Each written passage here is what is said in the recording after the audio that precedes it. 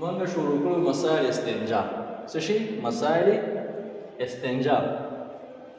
د استنجا چې کوم مسائل هغه شروع څه مسئلې شوې وې.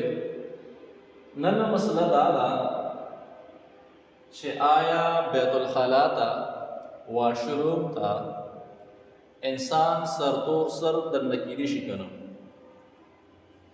مونږ چې وګورو که نه عموما خلک چې واشروم ته و بیت الخلا ته دې ته چې دې دننه کېږي د دې سرتور سر ځي.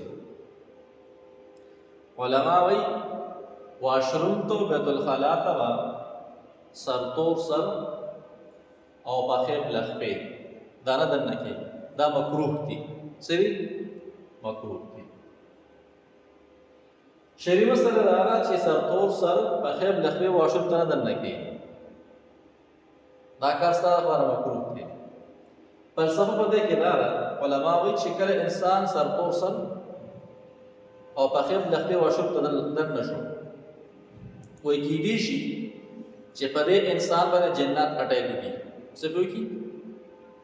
کېدی شي په دې انسان جنات دننه اټیک وکړي، ځکه دا واشروم نه دی بیت الخلا، د جناتو ټکانه دغه شانتي ځای نه وي. باتروم کې پاتې کېږي واشروم بیت الخلا چې کم ګنده ځای نه وي، په هغه ځایونو کې څه پاتې کېږي؟ دا جنات پیریان پاتې کېږي. نه چې کوم انسان سرتور سر پخې بلخپې داخلي کېدی شي په ده باندې جنات اټیک وکړي. چې کله ساحران سحر کوي که نه په چا باندې جادوګران جادو کوي، له شیطان دې مسلط کې پیری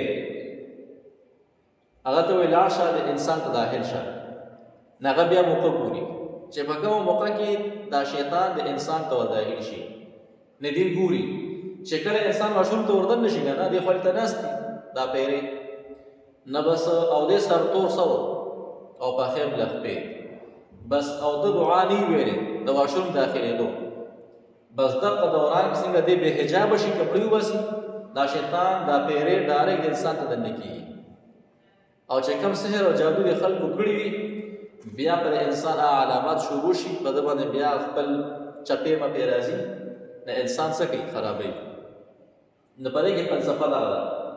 او د شرعي لحاظ سره واشروم ته چې داخلېږي د ورځې خامخا پر سر باندې ځان له څه اچوه، کپړه دې ولې نه وي، ټوپۍ ښه مزېدار چپلې پخو کوه او واشروم ته ورځه خپل قضایي حاجت کوه، هغې نه بعد کړي هغې نه بیا وځي. سیده که نه دا مسله به زده کړي او په دې کې دا فلسفه به زده کړي چې واشروم ته سرتور سر پخې بلخپې دا به دننه کېږي. صحیح دی؟